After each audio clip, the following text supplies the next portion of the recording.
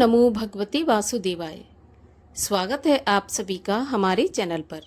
आज के इस वीडियो में हम बात करेंगे आषाढ़ मास के कृष्ण पक्ष की एकादशी का व्रत किस दिन रखा जाएगा, किस नाम से ये एकादशी जानी जाती है, द्वादशी तिथि कब आरंभ होगी, कब समाप्त होगी, व्रत का पारण किस दिन किया जाएगा, इसके अलावा राहु काल का समय क्या होगा।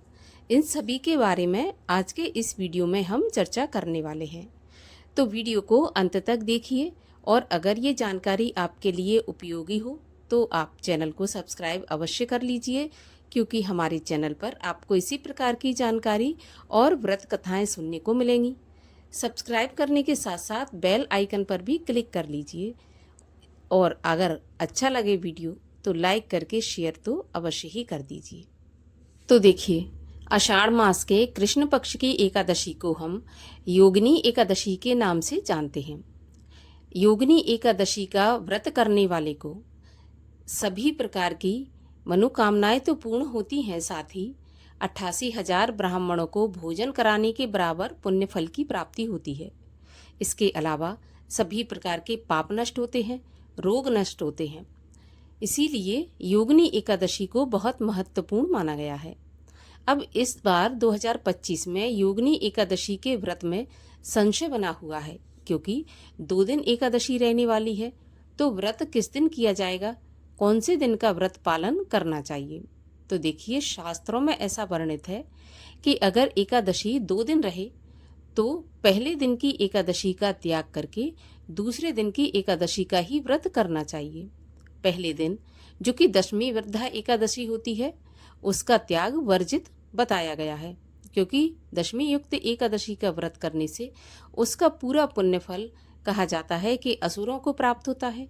और जो हमने 12 पूरी एकादशी की है, 12 महीने की, जो 26, उनका पुण्य फल भी समाप्त हो जाता है। अब ऐसे में हमेशा द्वादशी युक्त एकादशी के व्रत का पालन करना चाहिए, हमेशा दशमी युक्त एकादशी का त्याग करना चाहिए। देखिए, ऐसा भी माना जाता है कि जो स्मार्त हैं या गृहस्थ हैं उन्हें पहली एकादशी का व्रत करना चाहिए और जो वैष्णव हैं उन्हें दूसरी व्रत करना चाहिए। तो इसमें पहला और दूसरा कोई भेद नहीं है। स्पष्ट रूप से कहा गया है कि चाहे जो वैष्णव हो चाहे स्मार्त हो, मोक्ष प्राप्ति के लिए अगर एकादशी का व्रत किया जाता है तो हमेशा द्वादशी युक्त एकादशी का ही पालन करना चाहिए। दशमी युक्त एकादशी पूरी तरह से वर्जित बताई गई है। तो इसलिए दूसरे दिन की एकादशी के व्रत का पालन करें। बाकी अगर आप किसी संप्रदाय से या किसी मठ से या आपके कोई गुरुजी हैं, वो आपको जिस दिन की एकादशी का व्रत पालन करने को कहें, वहाँ पर जो एकादशी का व्रत पालन किया जाए, आप उसी प्रकार से कर सकते हैं। अब एकादशी तिथि कब प्रारंभ होगी, कब समाप्त होगी, आइए जानते हैं। तो देखिए, एकादशी तिथि प्रारंभ होगी 21 जून शनिवार की सुबह 7:19 से और समाप्त होगी 22 जून रविवार की सुबह 4:27 पर।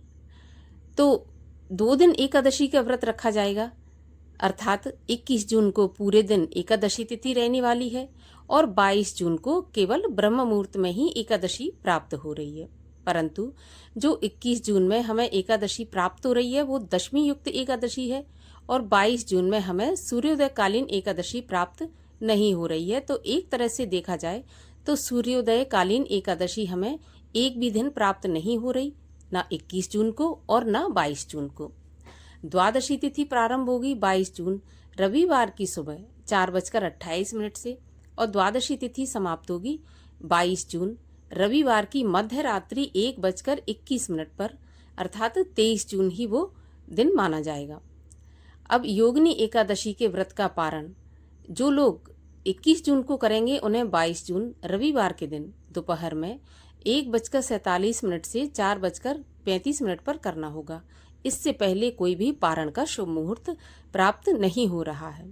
और जो भक्तगण 22 जून रविवार के दिन व्रत का पालन करेंगे उन्हें अपने व्रत का पारण करना होगा 23 जून सोमवार सुबह 5:24 से 8:12 पर। इसी समय पर अपने व्रत का पारण करना है।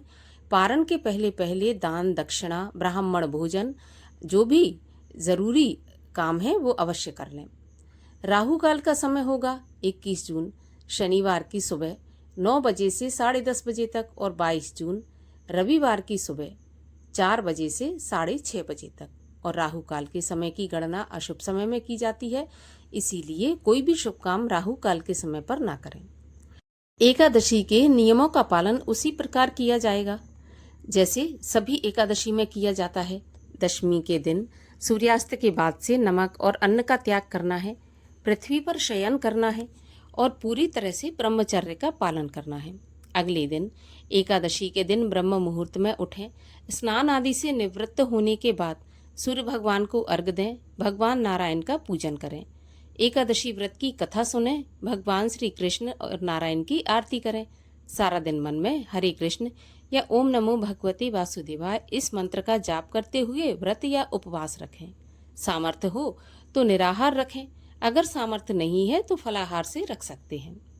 रात्रि जागरण का बहुत अधिक महत्व बताया गया है। अगर हो सके तो पूरी रात जागरण करें, अगर नहीं पूरी रात कर सकते तो कम से कम आधी रात तक अवश्य जागरण करना चाहिए।